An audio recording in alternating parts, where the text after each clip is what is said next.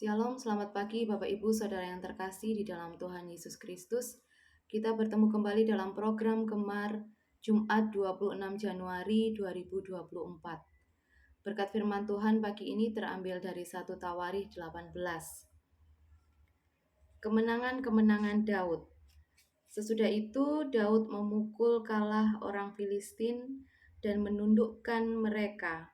Lalu ia merebut Gad dan segala anak kotanya dari tangan orang Filistin. Dan Daud memukul kalah orang Moab, sehingga orang Moab takluk kepadanya dan harus mempersembahkan upeti.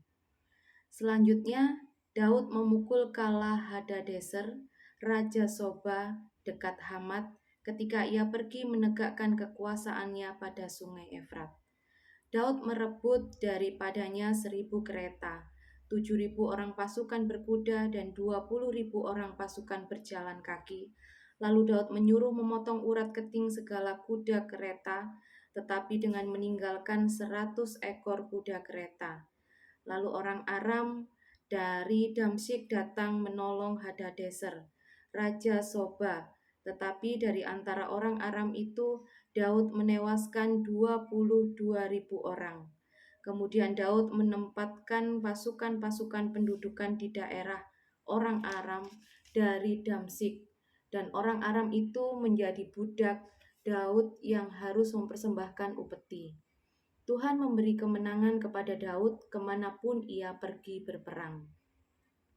Sesudah itu Daud mengangkut perisai-perisai emas yang dipakai oleh orang-orang Hadadezer, lalu membawanya ke Yerusalem, dan dari Tibat dan dari Kun, yaitu kota-kotanya Hadadezer. Daud mengangkut amat banyak tembaga, daripadanya Salomo membuat laut tembaga, tiang-tiang dan perlengkapan tembaga. Ketika didengar Tou Raja Hamat bahwa Daud telah memukul kalah seluruh tentara Hadadezer Raja Soba, maka ia mengutus Hadoram anaknya kepada Raja Daud untuk menyampaikan salam dan mengucapkan selamat kepadanya, karena ia telah berperang melawan Hadadezer dan memukul dia kalah. Sebab Hadadezer sering memerangi Tou, dan Hadoram membawa berbagai barang-barang emas, perak, dan tembaga. Juga barang-barang ini dikhususkan Raja Daud bagi Tuhan, bersama-sama perak dan emas yang diangkutnya dari segala bangsa, yakni dari orang Edom, dari orang Moab, dari Bani Amon, dari orang Filistin, dan dari orang Amalek. Abisai anak Seruya menewaskan 18.000 orang Edom di lembah Asin.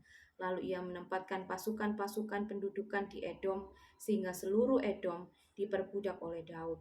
Tuhan memberi kemenangan kepada Daud kemanapun ia pergi berperang. Demikianlah Daud telah memerintah atas seluruh Israel dan menegakkan keadilan dan kebenaran bagi seluruh bangsanya. Yoab anak Seruya menjadi panglima, Yosafat bin Ahilud menjadi bendahara, Sodak bin Ahitub dan Ahimelek bin Abiatar menjadi imam, Sausa menjadi panitera, Benaya bin Yoyada menjadi panglima orang Kreti dan orang Pleti, dan anak-anak Daud adalah orang-orang utama yang diperbantukan kepada raja. Bapak Ibu Saudara yang terkasih di dalam Tuhan Yesus Kristus, 1 Tawarikh 18 ini mencatat peristiwa-peristiwa selama pemerintahan Raja Daud yang diangkat oleh Allah sebagai raja setelah Saul. Daud memerintah Israel dengan bijaksana dan sukses. Beberapa perang militer yang dilakukan oleh Daud selama pemerintahannya mengalami kemenangan-kemenangan yang luar biasa terhadap musuh-musuhnya. Hal ini mencerminkan kemakmuran dan kejayaan militer Daud.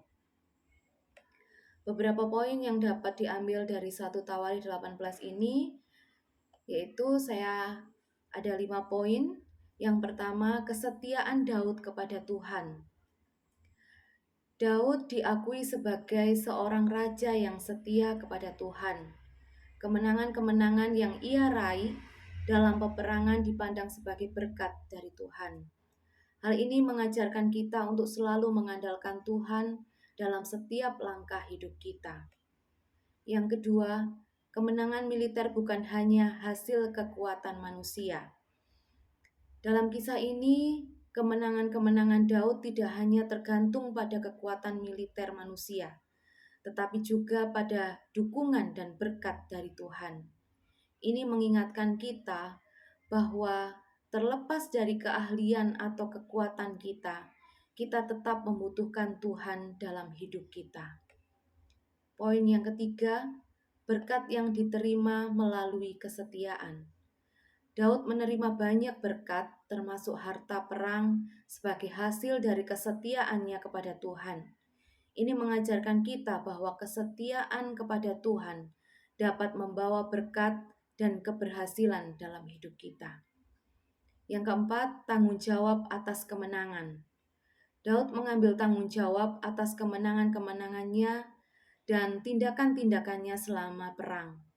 Ini mengajarkan kita untuk tidak hanya bersuka cita dalam kemenangan kita, tetapi juga untuk menghormati dan memahami tanggung jawab kita atas hasil-hasil yang sudah kita capai. Poin yang kelima, tujuan dan kepemimpinan yang bijaksana. Daud menunjukkan kepemimpinan yang bijaksana dalam peperangan dan pengelolaan harta perang. Ini mengajarkan kita pentingnya memiliki tujuan yang jelas dalam hidup dan bagaimana menggunakan sumber daya yang diberikan Tuhan kepada kita dengan bijaksana. Bapak, Ibu, Saudara yang terkasih di dalam Tuhan, dari renungan hari ini kita dapat mengambil kesimpulan bahwa yang pertama kita harus selalu mengandalkan Tuhan dalam setiap langkah hidup kita. Yang kedua, terlepas dari keahlian dan kekuatan kita tetap membutuhkan Tuhan dalam hidup kita. Yang ketiga, kesetiaan kepada Tuhan dapat membawa berkat dan keberhasilan dalam hidup kita. Yang keempat, kita tidak hanya bersuka cita dalam kemenangan kita, tetapi kita juga harus menghormati dan bertanggung jawab atas hasil-hasil yang sudah kita capai. Yang kelima, kita harus memiliki tujuan yang jelas dalam hidup dan bagaimana menggunakan sumber daya yang diberikan Tuhan kepada kita dengan bijaksana. Amin. Mari Bapak Ibu kita satu di dalam doa. Tuhan Yesus, kami mengucap syukur untuk firman-Mu hari ini yang telah mengingatkan kami dan mengajarkan kami untuk selalu mengandalkan Tuhan dalam setiap langkah kehidupan kami. Dengan begitu Tuhan, kehidupan kami akan memperoleh kemenangan dan berkat daripada-Mu. Terima kasih ya Tuhan, biarlah firman-Mu ini dapat tertanam dalam kehidupan kami dan kami dapat menjalankan setiap firman-Mu ini dalam kehidupan kami hari lepas hari. Tuhan, kalau sebentar kami akan menjalankan setiap aktivitas kami mohon penyertaan Tuhan yang sempurna atas kehidupan kami mulai dari pagi hingga malam nanti. Terima kasih Tuhan Yesus, kami mau menyerahkan seluruh kehidupan kami ke dalam tangan Tuhan. Hanya di dalam nama-Mu kami sudah berdoa dan mengucap syukur. Haleluya. Amin. Selamat pagi Bapak Ibu, selamat menjalankan aktivitas. Tuhan Yesus memberkati.